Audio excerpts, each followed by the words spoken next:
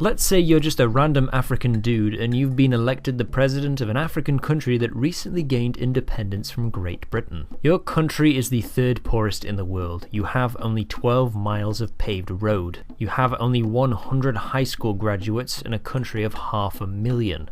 Disease is rampant, there's been a drought for 2 years, and you even rely on your previous colonizer to make sure that your government doesn't instantly run out of money. You'd really like to make this better, and other countries in the region have made real progress in helping their citizens before, but they've come at the expense of human rights, the rule of law, democracy, and general freedom. You'd really like to make sure that your population can have both a good standard of living while also having social and political rights. Here's how you'd go about doing that.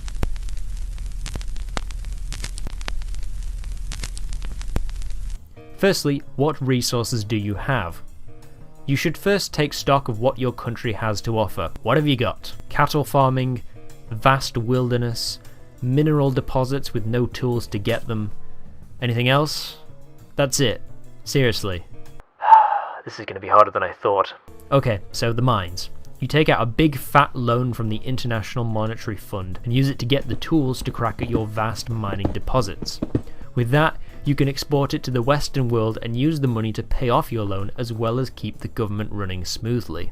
Wait, running the government? Everyone is uneducated and unskilled. Who will run the country? Right, well, the British. Yes, the British. Those who were part of the colonial administration can continue to work here until a large enough pool of qualified locals develops. No problem. So with the mining rigs up and running, you can sell the minerals to the rest of the world, becoming an export-focused economy. You would personally negotiate a trade deal with the European Economic Community so that you can start importing and exporting goods freely. The revenue from these trades you can use to invest in health and education. With a public-private ownership model of the mining corporations, 50% of your government revenue comes from the mining industry, and this allows you to keep taxes low and even raise more money than you need to spend. That means bountiful dividends to the public and heavy investment from foreign companies. It also means you can ditch the South African rand as your money and set up your own central bank to use your own currency. By now you have the fastest growing economy in the world. That means subsidies to farmers, vaccinations against diseases, universal education, universal healthcare, airports, contraception, telephones, technology, slippers. At the same time, civil rights and the rule of law are still being protected. Because you're still using the 1966 constitution drawn up by the British, it means you still have to respect the rule of law, and that means free and fair elections. So in 1969, Botswana held its second presidential election since independence. Unsurprisingly, you are re-elected with nearly 70% of the vote, and again in 1974 with an even higher percentage.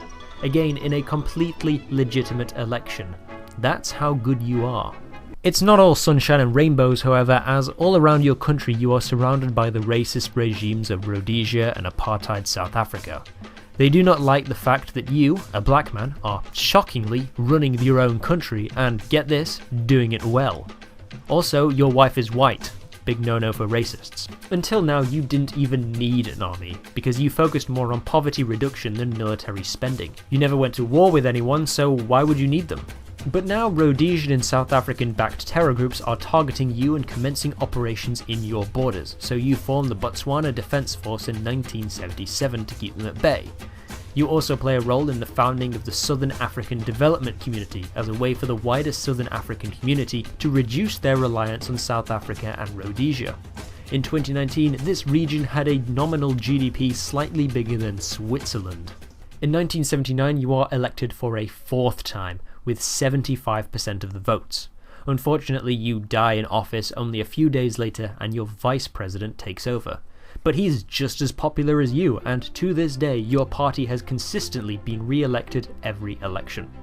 Since you became president, there's not been a single military coup, major rebellion, or civil unrest. With a proper education system, 90% of your citizens are able to get an education up to age 13 at the very least. In the past 20 years, infant mortality is down 16%, tuberculosis down 76%, STDs down by 2/3, and malnutrition down by 1/4. In just 13 years, the wealth of your citizens increased 10,000%.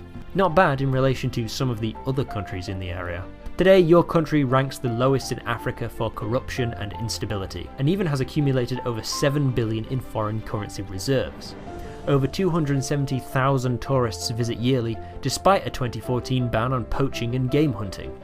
In 2019, your government scrapped a law making same-sex relationships illegal, one of the first in Africa to do so. That's not to say your country is now a utopia though.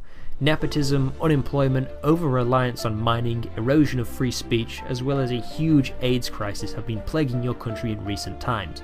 But with an educated and open-minded population, you should be confident that these are all problems that can be overcome. So in answer to the question, how do you make a country rich from nothing? Number 1, work creatively with your natural resources. Number 2, be practical instead of ideological. And 3, uphold civil liberties and the rule of law.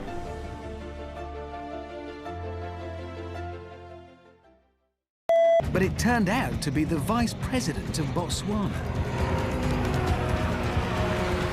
That is a cool arrival. Yeah, it is. Just never known anybody to go across in a car. It should be the first time, I think. There they are. Oh, really? Yeah, is that? Oh, really? Yes. Oh, Right that should across be the- interesting.